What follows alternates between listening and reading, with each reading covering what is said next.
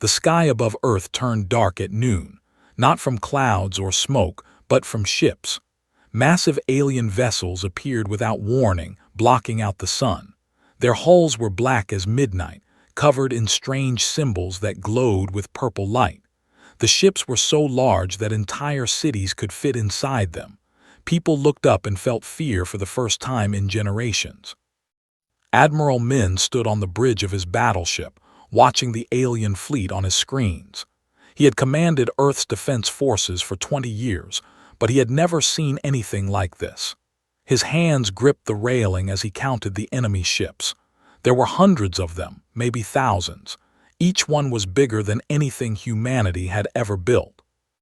"Sir, they're sending a message," his communications officer said. Her name was Youngmi, and her voice shook as she spoke. "Put it through," Min said. The main screen flickered. An alien face appeared. It had 4 eyes arranged in a square pattern, and its skin was covered in scales. When it spoke, a machine translated its words into human language. "I am Al, Supreme Arbiter of the Empire. We have ruled this sector of space for 3,000 years. 12 species bow before us. Now it is your turn." President Wu watched the same transmission from her office on Earth. She was a strong woman who had led humanity through difficult times before, but this was different. This was not politics or economics. This was survival. "You will become tributary to the Empire," Al continued. "Every year, you will give us 30% of all resources you produce. You will send soldiers to fight in our armies. You will accept our overseers on every world. You will obey our laws." Min felt anger burning in his chest. "And if we refuse?" Al's 4 eyes blinked slowly. "Then we will exterminate your species. Every human will die. Your worlds will be emptied and given to others. You have 7 days to decide." The transmission ended. Silence filled the bridge. Youngmi looked at her admiral with wide eyes. "Sir, what do we do?" Min did not answer immediately. He was thinking about his daughter, who lived on the colony world New Sol. He was thinking about the millions of people who trusted him to protect them. He was thinking about what it meant to be human. "Call an emergency council meeting," he finally said. "Get every leader from every colony. We need to talk." The meeting took place 3 hours later. Holographic images of leaders from all 7 colony worlds appeared around the table. Governor from New Sol spoke first. She was young but intelligent, always thinking several steps ahead. "We cannot fight them," said. "Look at their fleet.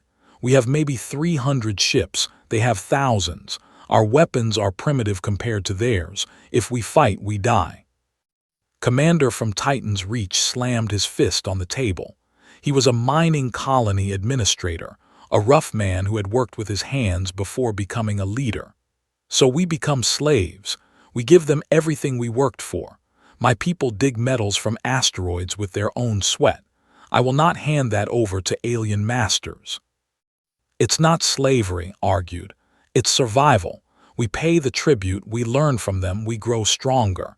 In 100 years, maybe we can be free. Or in 100 years, our children will not remember what freedom feels like," shot back. President Wu listened to them argue. She understood both sides, was practical and wanted to save lives, was proud and refused to surrender. Both were right in their own way. Both were wrong in their own way. Dr. Sun had been quiet during the argument. She was Earth's chief scientist, a brilliant woman who had designed humanity's first faster-than-light engine. Now she cleared her throat. "May I speak?" she asked. Everyone turned to look at her. Wu nodded. "They gave us 7 days," Sun said. "Why 7 days?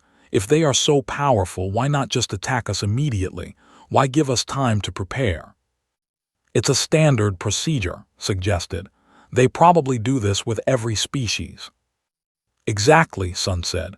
"They do this with every species. They arrive, they make demands, and species surrender. This is routine for them. They are arrogant. They think we are primitive and weak. They think we will fall in line like everyone else." "What's your point?" Min asked. Sun leaned forward. My point is that they are not expecting resistance. They are not prepared for a fight. They gave us 7 days because they do not see us as a threat. We can use that. Use it how? Wu asked. They still have thousands of ships. True, Sun admitted. But in 7 days I can analyze their ship designs. I can find weaknesses. I can give our fleet a fighting chance. Maybe we lose, probably we lose, but at least we die on our feet, not on our knees. The room went quiet. Everyone was thinking about what she said, die on their feet or live on their knees. It was not an easy choice. Dongjun spoke next. He was a captain in the defense fleet, one of Min's best officers. If we fight, many will die, but if we surrender, what are we? We become things, not people. We lose everything that makes us human. Being human means staying alive, said. Dead heroes are still dead. Yes, agreed, but living slaves are still slaves. Wu raised her hand and everyone stopped talking. She looked tired, older than her 50 years. The weight of humanity's future pressed down on her shoulders. Let me ask a different question, she said. If we surrender now, will they ever let us go? Will they see us as equals someday, or will we always be beneath them? No one answered. They all knew the truth. They had ruled for 3,000 years. Species that bowed to them stayed bowing. Then the choice is simple, Wu said. We can die slowly as slaves, or we can die quickly as free people. I know which one I prefer. She stood up. Everyone else stood with her. Admiral Min, you have 7 days to prepare our defense. Dr. Sun, you have 7 days to find their weaknesses. Commander, arm every ship, every station, every person who can hold a weapon. Governor, evacuate as many civilians as you can to hidden locations. What should I tell the Youngmi asked. Wu smiled. It was not a happy smile. It was the smile of someone who had made a hard choice and would not back down. Tell them humanity's answer is no. No tribute, no surrender. If they want our resources, they will have to pry them from our cold, dead hands. The meeting ended. The leaders returned to their worlds to prepare for war. Above Earth, the fleet waited, confident that these primitive humans would submit like all the others. They were about to learn that humanity was different. Humanity did not bow. 7 days passed like a storm. Humanity worked without sleeping, turning every ship into a weapon. Mining haulers were fitted with missiles. Cargo vessels became floating bombs. Even small civilian shuttles received guns mounted on their hulls. It was not enough, but it was something. Admiral Min stood on the bridge of the battleship Indomitable, watching his fleet prepare for battle. 300 ships against thousands. Those were terrible odds, but he had faced bad odds before. Never this bad, but he was still alive. That meant something. Admiral, they are moving, Youngmi reported from her station. They are approaching Earth orbit. All ships battle positions, Min ordered. His voice was calm, but inside he felt his heart beating fast. This was it. Humanity's first battle against an alien empire. They would either win or die trying. The fleet moved slowly, like they had all the time in the world. They probably thought the humans would run or beg for mercy. Al's flagship led the formation, a massive vessel the size of a small moon. Its weapons could destroy cities with single shots. Target their flagship, Min said. All fire when ready. The Indomitable shook as its main guns fired. Solid metal slugs accelerated to incredible speeds, crossing the distance in seconds. They slammed into the flagship's shields, causing bright flashes of blue light. The shields held, but they flickered for a moment. Dr. Sun had been right. The shields had a weakness. They could not recharge instantly after taking hits. If humanity fired fast enough, they could break through. Keep firing, Min shouted. Do not give them time to recover. All across the human fleet, guns opened fire. Missiles, lasers, anything that could hurt the enemy. The shields began to fail under the constant barrage. One by one, holes appeared in their defenses. But they were not helpless. They returned fire with weapons humanity had never seen before. Beams of pure energy cut through space, slicing human ships in half. Gravity bombs crushed destroyers like paper. Swarms of automated drones attacked from all sides. Captain Dongjun commanded a squadron of 6 corvettes. They were small, fast ships designed for hit-and-run attacks. He led them into the asteroid belt that circled Earth's outer system, using the floating rocks as cover. "Stay close to the asteroids," he told his pilots. "Let the rocks take the hits." A cruiser followed them into the belt, firing its energy beams. The beams missed the corvettes but struck asteroids, turning them into clouds of dust and debris. Dongjun waited until the cruiser was deep in the belt, far from its support ships. "Now," he ordered, "all ships target the engines." 6 corvettes attacked from different angles, firing missiles at the cruiser's rear section. The missiles were nuclear-tipped, designed by human engineers in the past 7 days. They were crude compared to technology, but nuclear explosions did not care about sophistication. They just destroyed everything near them.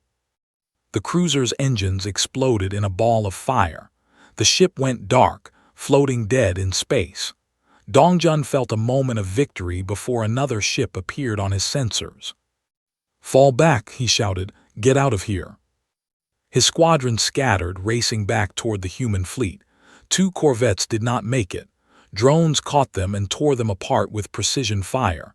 Dongjun clenched his jaw and kept flying. He could mourn later. Right now he needed to survive. Lieutenant Youngmi had left her station on the Indomitable. She was a communications officer, but she was also a trained fighter pilot. When the call went out for every available pilot, she volunteered immediately. Now she sat in the cockpit of a small fighter, leading a wing of 20 similar craft toward the flagship. "Listen up," she said over the radio. "Dr. Sun found a weakness in their shield harmonics. If we hit them with nuclear missiles at exactly the right frequency, their shields will collapse. But we need to get close, really close." "How close?" one of her pilots asked. "Close enough to see their hull plating," Youngmi said. "Close enough that if we miss, we die in our own explosions." Nobody responded. They all knew what she was asking them to do. This was a suicide mission. Most of them would not come home. "For humanity," Youngmi said quietly. "For humanity," the other pilots echoed. 20 fighters accelerated toward the flagship. Point defense systems opened fire, filling space with deadly projectiles. The first fighter exploded within seconds, then another, then 3 more. Youngmi jinked left and right, dodging fire by instinct more than skill. 10 fighters remained, then 7, then 5. "Almost there," Youngmi shouted. "Hold formation." The flagship's shields glowed bright blue as it prepared to fire its main weapon at Earth. Youngmi could see continents on the planet below. She could see cities where people lived and loved and hoped for tomorrow. She would save them, or she would die trying. Fire. 4 missiles launched simultaneously, each tuned to the exact frequency Sun had calculated. They struck the flagship's shields at different points, creating interference patterns. The shields flickered, stuttered, and collapsed. "Direct hit," Youngmi screamed in triumph. "Their shields are down." The Indomitable and 50 other human ships immediately fired everything they had at the exposed flagship. Slugs tore through the hull. Missiles detonated inside the ship's structure. Energy beams melted armor plating. Inside the flagship, Al felt his ship dying around him. Explosions rocked the bridge. His officers were screaming reports about hull breaches and reactor failures. He could not believe this was happening. Humans were supposed to be weak.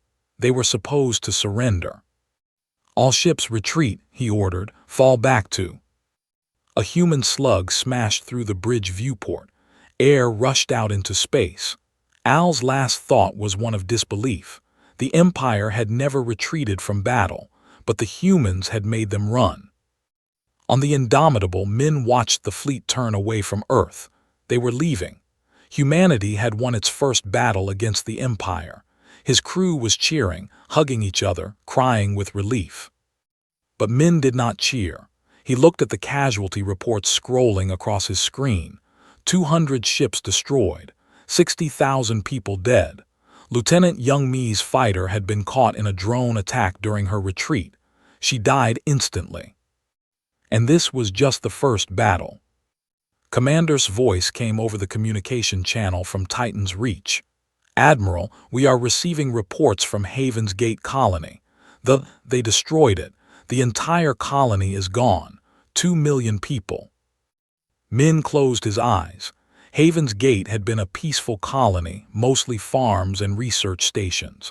They had glassed it from orbit, turning the entire surface into molten rock. It was a message, a warning. This is what happens when you resist.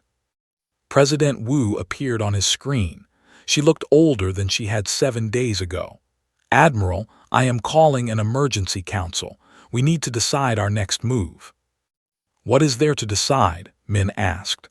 "They killed 2 million civilians. They will kill more. We cannot stop them." "No," Wu agreed. "We cannot stop them if we wait here for them to attack again. But Dr. Sun has a proposal. A crazy proposal, but maybe crazy is what we need right now." Min looked at the stars beyond his viewport. Somewhere out there, the fleet was regrouping, preparing to come back with more ships and more anger. Humanity had won one battle, but the war had just begun. "What is her proposal?" he asked. Wu smiled grimly. "She wants to take the war to them. She wants to attack the Empire on their own territory." Min was quiet for a long moment. Then he laughed. It was not a happy laugh. It was the laugh of a man who realized he had nothing left to lose. "Tell her I am listening," he said. Humanity had drawn first blood. Now they would see if they could survive what came next. Operation Prometheus began 3 weeks after the Battle of Earth. The plan was simple but dangerous. Instead of waiting for them to attack again, humanity would strike first. They would raid supply lines, steal their technology, and learn everything they could about the Empire. It was a desperate plan, but desperate was all humanity had left. Colonel Sung led the first strike Marines. He was a tall man with scars on his face from the Battle of Earth. His unit specialized in boarding actions, jumping from ship to ship in the middle of combat. It was one of the most dangerous jobs in the fleet, but Sung never asked his Marines to do anything he would not do himself. "Listen up," he told his team as their assault shuttle approached a cargo convoy.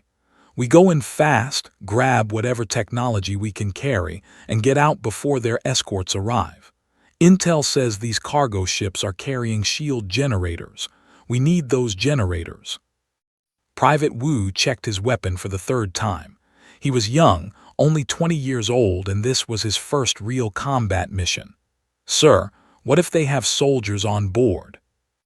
"Then we kill them," Sung said simply. "Remember, they glassed Haven's Gate. 2 million civilians, no mercy." The shuttle slammed into the cargo ship's hull, magnetic clamps locking it in place. Cutting torches burned through the metal, creating an entry point. Sung was first through the hole, his rifle raised and ready. The interior of the ship was dark and cold. The gravity was lighter than Earth normal, making movement feel strange. Sung moved forward carefully, his helmet's sensors scanning for enemies. They found the cargo bay without resistance. Inside were crates filled with technology humanity had never seen before. Shield generators, yes, but also weapons, power cores, and devices whose purpose Sung could not even guess. "Load everything," he ordered. "We have 10 minutes before their escorts arrive." His Marines worked quickly, hauling crates back to the shuttle. Wu struggled with a particularly heavy generator, sweat dripping down his face inside his helmet. They were almost done when alarms started blaring. "Contact," someone shouted. "Soldiers coming from the forward section." Sung saw them coming down the corridor. They were not like Al's species. These were different aliens, bigger and covered in thick armor. They carried weapons that crackled with blue energy. "Fall back to the shuttle," Sung ordered, covering fire. The Marines retreated, firing their rifles at the soldiers. The bullets bounced off their armor harmlessly. The returned fire, their energy weapons burning through metal and flesh with equal ease. 3 Marines fell in the first seconds of fighting. Sung pulled a grenade from his belt and threw it down the corridor. The explosion knocked the soldiers back, giving his team precious seconds to escape. They scrambled back through the hole in the hull into the shuttle. "Go, go, go," Sung shouted at the pilot. The shuttle detached from the cargo ship just as escort vessels appeared on sensors. Energy beams lanced through space, missing the shuttle by meters. The pilot pushed the engines to maximum, racing back toward the human fleet. Sung looked at the crates they had stolen. 3 Marines had died for this technology. He hoped it was worth it. Commander In-ho had a different mission. He captained the Shadow of Earth, a stealth ship designed for infiltration and reconnaissance. While Sung fought in loud, violent battles, In-ho operated in silence and secrecy. His current mission was to enter deep territory and gather intelligence on their military capabilities. He needed to know how many ships they had, where their bases were located, and what defenses protected their core worlds. The Shadow of Earth drifted through space with all systems powered down to minimum levels. On sensors, it looked like a piece of debris, just another rock floating in the void. In-ho and his crew of 15 specialists waited in the cold darkness, watching patrol ships pass nearby. 2 destroyers heading for the inner system, his sensor officer whispered. "They did not detect us." "Good," In-ho said. "Take us deeper. I want to see what they are protecting." They moved slowly, taking hours to travel distances that normal ships covered in minutes. But patience kept them alive. Any faster movement would trigger sensors, and stealth ships could not survive direct combat. Eventually, they reached the industrial world of 4. From orbit, In-ho could see massive factories covering the planet's surface. Thousands of ships moved between the planet and orbital stations, carrying materials and finished products. "This is a major production center," his intelligence officer said. "Look at all those factories. They must be building ships here." In-ho activated his ship's recording systems, documenting everything. But as he watched, he noticed something strange. The workers in the factories were not the same species as the soldiers they had fought. These were different aliens, smaller and insect-like in appearance. "Are those slaves?" his officer asked. "Maybe," In-ho said. "Or maybe they are conquered species forced to work for the Empire." That was interesting information. It meant the Empire was not unified. It meant there were species who might resent their masters. It meant potential allies. "Mark this location," In-ho ordered. "We will come back here someday." While soldiers like Sung and In-ho gathered intelligence from the field, Dr. Sun worked in laboratories on Earth. She studied the stolen technology, trying to understand how it worked. The shield generators were particularly fascinating. They created energy barriers that could stop almost any attack, but they had that weakness she had discovered, that moment of vulnerability when they recharged. Engineer Jin worked beside her. She was young but brilliant, with an intuitive understanding of technology that impressed even Sun. Together, they took apart devices and learned their secrets. "Look at this," Jin said, pointing to a component inside a faster-than-light drive. "This is how they achieve such high speeds. The design is completely different from our engines, but the principle is similar. I think I can adapt it." "How long would it take?" Sun asked. 3 months, maybe 4. But if I succeed, our ships could match speed. We could chase them, escape them, maneuver like they do." "Do it," Sun ordered. "Take whatever resources you need." In another lab, Sun's weapons team developed new tools of war. They created electromagnetic pulse bombs that could disable shields temporarily. They designed kinetic kill vehicles that used pure speed and mass to bypass energy defenses. They even worked on biological weapons, though Sun was uncomfortable with that research. Using disease as a weapon felt wrong, but everything felt wrong in war.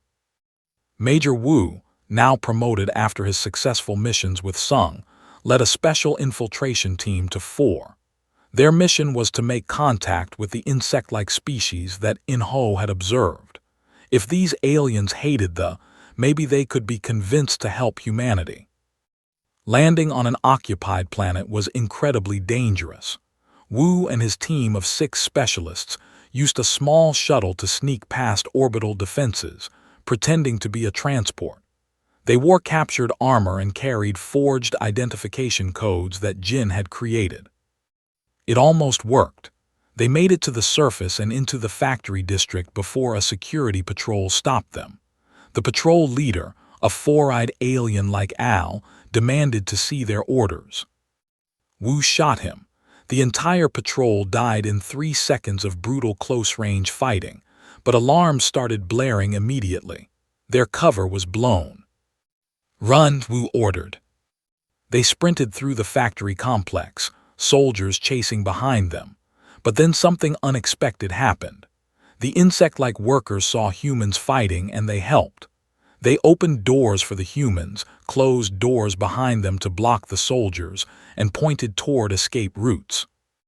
One insectalian, braver than the others, stepped in front of Wu. It made clicking sounds that his translator struggled to interpret. Finally, the device produced words. "You fight the masters." "Yes," Wu said.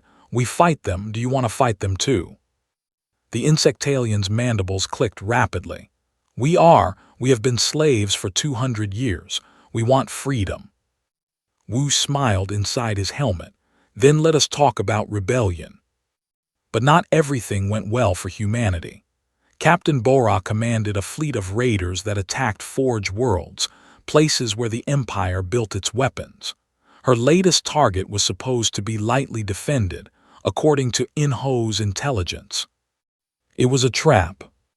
When Bora's fleet arrived, they found not a lightly defended Forge world but a massive armada waiting for them. The Empire had learned from their defeat at Earth. They had studied human tactics. They had adapted. Fleet Commander, or the new military leader, had set the trap personally. He watched from his flagship as the human ships realized their mistake and tried to flee. His fleet surrounded them, cutting off escape routes. "These humans are clever," Or said to his officers. "They fight like prey animals using tricks and deception, but they are still prey. Kill them all." The battle was short and brutal. Bora's fleet fought desperately, but they were outnumbered and half her ships were destroyed before she managed to escape with the survivors. Back on Earth, Admiral Min received her report with a heavy heart. The war was grinding on and both sides were bleeding. Humanity needed allies and they needed them fast. The message from Wu on 4 gave him hope. The wanted to rebel. Other conquered species might feel the same way. "We cannot defeat the Empire alone," Min told President Wu. "But maybe we do not have to. Maybe we can break them from inside." Wu nodded slowly. "Then we become revolutionaries. We spread rebellion across their empire." "It might work," Min said, "or it might make things worse." "Things cannot get much worse," Wu replied. "Do it." Humanity's war against the Empire was about to change. They would not just fight soldiers anymore. They would fight an entire system of domination and slavery. They would become hope for the oppressed. The rebellion began quietly. Major Wu stayed on 4 for 3 months, living in secret tunnels beneath the factories. They hid him and his team, bringing them food and information. In return, Wu taught them how to fight. They were not natural warriors. They were workers, engineers, builders. But 200 years of slavery had given them plenty of reasons to hate their masters. Wu showed them how to make bombs from factory equipment. He taught them how to sabotage ships. He explained tactics, strategy, and the importance of surprise. "You cannot fight them directly," he told the leader who had first approached him. "They have better weapons and armor, but you know this planet better than they do. You work in their factories, you maintain their systems, you see their weaknesses. Use that knowledge." His mandibles clicked thoughtfully. When do we start? Soon, Wu said. We are coordinating with other rebel groups across 3 worlds. When everyone is ready, we strike simultaneously. They will not know which fire to put out first. On Earth, Ambassador Min prepared for the most important meeting of her life. She was humanity's first interstellar diplomat, chosen because she could speak calmly under pressure and think 3 steps ahead of her opponents. Now she was traveling to neutral territory to meet with the hegemony. There were another space-faring power, not as old as the Empire but nearly as strong. They controlled their own sector of space and maintained an uneasy peace with the Empire through a mutual defense treaty. If humanity could convince them to help, it would change everything. The meeting took place on a space station that belonged to neither side. Min arrived with a small escort of guards and hoped she would leave alive. Diplomacy with aliens was still new to humanity, and mistakes could be fatal. The ambassador was called Haz. He was twice as tall as Min, with skin like blue metal and eyes that glowed faintly in the dim light. When he spoke, his voice sounded like wind chimes. "Why should we help you?" Haz asked. "The Empire has existed for thousands of years. Your species has been in space for less than a century. You are insects fighting a giant." Min had prepared for this argument. The Empire is not as strong as it appears. We have been fighting them for 6 months and we are still alive. They lost their supreme arbiter. They lost dozens of ships. They are bleeding. "They are bleeding slowly," Haz countered. "You are bleeding much faster. In another year, humanity will be extinct." "Maybe," Min admitted. "But what happens after we are gone? They will be angry. They will want to prove their strength to the galaxy. Who do you think they will attack next?" Haz was silent for a long moment. His glowing eyes studied her carefully. "You think they will come for us?" he said. "I know they will," Min replied. "The Empire has been contained by mutual treaties for centuries, but if they defeat humanity, they will have momentum. They will have confidence. They will remember that they once conquered 12 species, and they will want to conquer more. You want us to go to war to protect ourselves. I want you to protect us so you do not have to protect yourselves later," Min said. "Help us survive, and they will learn that expansion is too costly. Refuse to help, and you will face them alone in 5 years, maybe 10. Has considered her words. The hegemony had been watching the war between humanity and with interest. They had seen human tactics, human desperation, human refusal to surrender. It was impressive, but more importantly, it was useful. "We will not fight for you," Haz finally said. "But we will shield your supply lines. Our ships will patrol the neutral zones and ensure they cannot cut you off from your colonies. That is all we can offer." It was not everything Min had hoped for, but it was something. "We accept," she said. The rebellion exploded across 3 worlds simultaneously. On 4, led in a coordinated attack against military installations. Bombs detonated in ammunition depots. Factories stopped producing ships and started producing chaos. Workers threw down their tools and picked up weapons. The garrison was caught completely by surprise. They had ruled for 2 centuries without serious resistance. Suddenly, they were fighting for their lives in the streets, hunted by an enemy that knew every corner of the city. Commander Sung arrived with his Marines to support the rebellion. He brought weapons, armor, and tactical guidance. Together, humans drove off the planet in 3 weeks of brutal fighting. 2 other worlds followed the same pattern. Conquered species rose up, supported by human special forces. The Empire suddenly had to divert warships away from the front lines to suppress internal rebellions. Their carefully maintained order was crumbling. Fleet Commander watched the reports with growing concern. He had underestimated the humans again. They were not just fighting the Empire militarily. They were attacking its very foundation, the system of conquered species that provided labor and resources. "How many rebellions?" he asked his intelligence officer. 7 worlds, Commander. The humans are supplying weapons and training to every species that wants to resist. Then we must crush these rebellions before they spread, or said. Send fleets to each rebel world. Show them what happens to slaves who forget their place. But spreading his fleets thin meant weakening his main forces, or knew this was exactly what the humans wanted. They could not defeat the Empire in direct combat, so they were forcing the Empire to fight on a dozen fronts simultaneously. Admiral Min saw his opportunity. While they were distracted, he launched Operation Hammer, a massive assault on the fortress world of 7. This world was the strategic hub of military operations, the place where they coordinated their campaigns and stored their reserves. If humanity could take 7, they could cripple the Empire's ability to wage war. General Wu Jin commanded the ground forces. He was an old soldier, nearly 60 years old, with more combat experience than any other human. He had fought in Earth's last major war before humanity reached the stars, and he had learned that victory required sacrifice.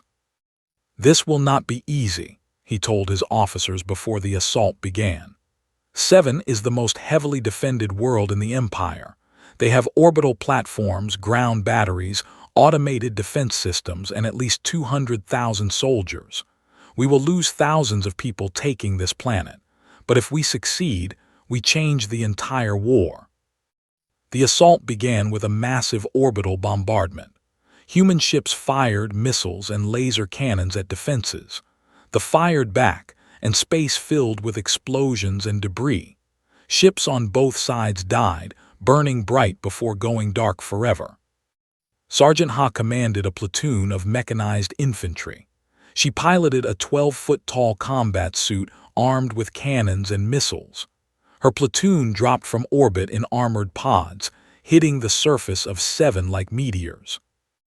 They landed in the middle of a fortress complex. Automated turrets opened fire immediately, and Ha saw 3 of her soldiers die in the first 10 seconds. She returned fire, her suit's cannons tearing through the turrets with explosive rounds. "Move forward," she shouted to her remaining troops. "Do not stop moving." They advanced through a storm of fire. Soldiers in heavy armor emerged from bunkers, carrying weapons that could punch through even mechanized suits.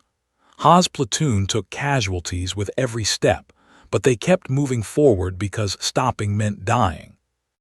The battle for 7 lasted 18 days. It became known as the Grinder because it ground up soldiers and machines without mercy. Both sides fed troops into the meat grinder, and both sides suffered horrible losses. General Wu Jin led from the front, refusing to command from safety while his soldiers died. He was in the command bunker when forces broke through the perimeter on the 15th day. Enemy soldiers poured into the bunker, and Wu Jin knew they could not stop them. "Everyone out," he ordered. "Fall back to secondary positions." His staff officers retreated, but Wu Jin stayed behind. He armed the self-destruct mechanism in his combat armor, a last-resort weapon that turned the suit's power core into a massive bomb. The last thing he said was transmitted to the entire human fleet: "No tribute, no chains." The explosion destroyed the command bunker and killed every soldier within 100 meters. It also created a gap in their defenses that human forces exploited, pushing deeper into the fortress complex. Sergeant Ha heard about Wu Jin's death while fighting on the front lines. She felt tears running down her face inside her helmet, but she did not stop fighting. The general had given them an opening, and they would not waste his sacrifice. On the 18th day, the commander on 7 surrendered. Human forces had destroyed or captured every major defensive position. The fortress world, the strategic hub of the Empire, had fallen. News of the victory spread across human space and beyond. The conquered species fighting for their freedom heard that humanity had achieved the impossible. They fought harder. More worlds rebelled. The Empire began to fracture. But Fleet Commander Or was not defeated yet. He gathered every available ship, calling in reserves from across the Empire. He assembled the largest war fleet in history. "The humans have won battles," he told his officers. "But they have not won the war. We will go to there. We will destroy Earth. We will show the galaxy what happens to those who defy the Empire." Admiral Min received intelligence about the gathering fleet. It was massive, over 2,000 capital ships plus countless smaller vessels. Even with all the victories humanity had achieved, they could not stop a fleet that size.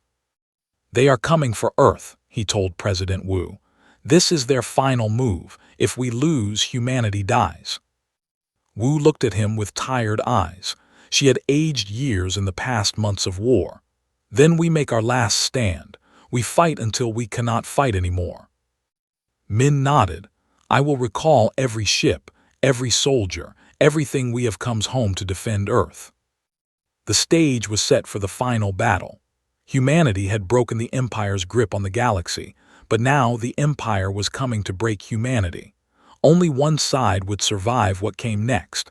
The fleet appeared at the edge of the solar system like a swarm of locusts. 2,000 capital ships, each one capable of destroying cities. 10,000 smaller vessels. Hundreds of thousands of automated drones. It was the largest military force the galaxy had seen in centuries, and it had one purpose: to end humanity forever. Fleet Commander Or stood on the bridge of his flagship, looking at Earth through his sensors. It was a beautiful blue world, full of life and potential. Soon it would be a dead rock, a monument to the price of defiance. "All ships advance," he ordered. "We will bombard the planet from orbit until nothing lives. No mercy, no survivors." On Earth, people watched the sky and waited. Evacuation was impossible. There was nowhere to run that they could not reach. President Wu had given one final address to humanity the night before, and her words echoed in everyone's minds. "We may die today," she had said, "but we will die free. Let the galaxy remember that we refused to kneel. Let them remember that one species stood against an empire and fought with everything they had. We are human. We do not surrender." Admiral Min commanded the defense from the rebuilt battleship Indomitable. His fleet numbered barely 400 ships, many of them damaged from previous battles. The odds were terrible, worse than anything humanity had faced before. But Min had learned something during the war. Humans fought best when they had nothing left to lose. "All ships battle stations," he said calmly. "Today we show them what humanity truly means." The human fleet moved to meet the tiny ships against a massive armada. But they had one advantage they did not know about. Dr. Sun and engineer Jin had spent the last 3 weeks building a secret weapon, something that could change the entire battle if it worked. They called it the Horizon device. It generated a cascading field disruption across faster-than-light drives, preventing any ship within range from using FTL travel. Ships could still fight with normal engines, but they could not retreat or call for reinforcements. Once the battle started, it would not end until one side was completely destroyed. Captain Youngmi, daughter of the lieutenant who died in the first battle, piloted the fighter carrying the device. She was only 19 years old, but she had her mother's courage and her mother's determination. "Device is ready," she reported. "Waiting for your signal, Admiral." "Hold position," Min replied. "We need to let them get closer." The fleet advanced confidently, their shields glowing blue with power, or smiled inside his helmet. The humans were not running. They were going to fight hopelessly against impossible odds. He almost respected them for that. "All weapons target their flagship," he ordered. "Destroy it first. Break their command structure." Energy beams lanced across space toward the Indomitable. Human point defense systems shot down some of them, but not all. 3 beams struck the battleship's shields, causing them to flicker dangerously. "Return fire," Min commanded. The human fleet unleashed everything it had. Missiles, lasers, weapons humanity had captured from and weapons they had built themselves. The combined firepower lit up space like a second sun. But it was not enough. The shields absorbed the attacks. Their fleet kept advancing, crushing human ships beneath superior numbers. Within the first hour, 50 human vessels were destroyed. "Admiral, we cannot hold them," his tactical officer reported. "We are losing ships too fast." "I know," Min said quietly. Then louder, "Captain Youngmi, activate the horizon device." "Yes, sir." Youngmi's fighter accelerated toward the center of the battlefield, dodging fire from both sides. She reached the calculated position and activated the device. The effect was immediate. A wave of energy spread outward from her fighter, invisible but powerful. Every ship in the solar system felt their FTL drives shut down, locked in place by the field disruption. Or saw the alert on his screen and felt a chill run through his body. "What is happening?" "Commander, our FTL drives are offline," his engineer reported. "We cannot retreat. We cannot call for reinforcements." "Can you fix it?" "No, sir. It is an external effect. As long as that field is active, we are trapped here." Or realized what the humans had done. They had turned the battle into a fight to the death, no retreat possible for either side. It was insane. It was suicidal. It was brilliant. "Then we finish this now," he said. "All ships full assault. Kill every human in this system." The battle intensified to levels of violence the galaxy had never seen. Ships exploded every minute. Debris fields formed where once mighty vessels had fought. Space became a graveyard, lit by the fires of dying ships. Commander led a desperate charge with modified mining haulers, each one loaded with nuclear explosives. His ships were slow and vulnerable, but they were also expendable. He aimed his hauler at a battleship and pushed his engines to maximum. "For humanity," he shouted as his ship slammed into the enemy vessel. The nuclear explosion tore both ships apart. 15 other mining haulers followed his example, ramming ships in suicide attacks. The fleet faltered, surprised by the humans' willingness to die to take enemies with them. Captain Dongjun commanded the few remaining corvettes in hit-and-run attacks against destroyers. His ship was damaged, leaking air from a dozen holes, but he refused to retreat. There was nowhere to retreat to anyway. "Target their engines," he told his crew. "Make them crippled even if we cannot kill them." His missiles struck true, destroying the rear section of a destroyer. The enemy ship went dead in space, unable to maneuver. Dongjun smiled grimly. One more enemy that could not fight. Then his corvette took a direct hit from an energy beam. The ship broke in half, and Dongjun died instantly, still smiling. Sergeant Ha had survived 7, but she knew she would not survive this. Her mechanized suit floated in space, part of a desperate boarding action against capital ships. She and her squad had magnetic clamped onto the hull of an enemy battleship and were cutting their way inside. "Plant the charges," she ordered. "We turn this ship into a bomb." Her squad placed nuclear explosives throughout the ship's interior while fighting crew members. 3 of her soldiers died in close-quarters combat, but the survivors completed their mission. "Charges set," her demolitions expert reported. "We have 2 minutes to evacuate." "There is no evacuation," Ha said calmly. "There are no ships left to pick us up. We stay here and make sure these charges detonate." Her soldiers accepted their fate without complaint. They had known this was a one-way mission from the start. The explosion destroyed the battleship and created a chain reaction that damaged 3 nearby vessels. Ha's last thought was of Earth, the planet she would never see again, the home she had died protecting. Admiral Min watched his fleet die around him. They had destroyed hundreds of ships, but it was not enough. The enemy still outnumbered them. Still, humanity fought on, each ship fighting until it was destroyed. The Indomitable was hit again and again. Shields failed. Hull breaches vented atmosphere. The ship was dying, but Min refused to abandon her. "All remaining ships, focus fire on Or's flagship," he ordered. "If we are going to die, we take their commander with us." 20 human ships concentrated their fire on one target. The flagship's shields collapsed under the assault. Slugs tore through its hull. Missiles detonated inside its structure. Or felt his ship dying around him.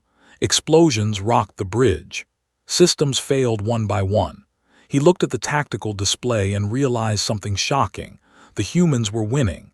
Not because they had better ships or weapons, but because they refused to stop fighting. They kept coming, kept attacking, kept dying, and in their dying they destroyed his fleet piece by piece. "Commander, we have lost 60% of our ships," his tactical officer reported. "The humans have lost 90%, but they are still fighting." Azor struggled to comprehend this. Something else appeared on his sensors. New ships were jumping into the system, dozens of them. But they were not reinforcements. They were vessels, crude and improvised, but armed and ready to fight. Behind them came ships from other species, the rebels humanity had inspired across the galaxy. His voice came over the communication channel. "Humans, we have come. You fought for our freedom. Now we fight for yours." The hegemony arrived next, their sleek warships cutting through space. Ambassador Mint's diplomacy had worked. They had decided that watching humanity die was not in their interest. The tide of battle turned. The fleet, already battered by humanity's desperate defense, now faced fresh enemies from multiple directions. Ships that had survived the human assault fell to missiles and energy weapons. Or's flagship drifted helpless in space, too damaged to fight or flee.